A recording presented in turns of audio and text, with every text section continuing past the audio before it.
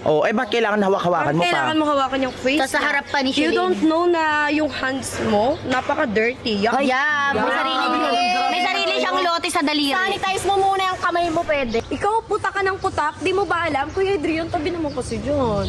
Alam mo ba, gusto ko lang kita maging kaibigan. Tapos ginaganyan mo ako, masyado ka...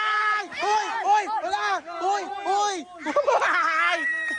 So, sobrang gigil ko nga sa kanya kasi, paano ba naman?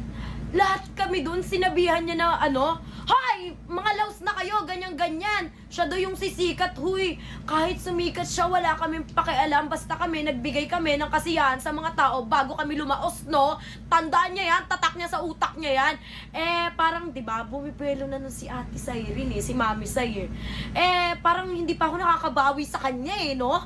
Yung kamay ko nang gigigil na. Din ginawa ko, pinatabi ko si Kuya Adrian, tinulak ko siya. O, di ba? You're dumb, kasaga, diaga. O, di ba? Hindi kaya lamangan ng maraming tao yon. Gulat siya pagkatulak ko sa kanya, laglag siya. O, Saet? O, ano?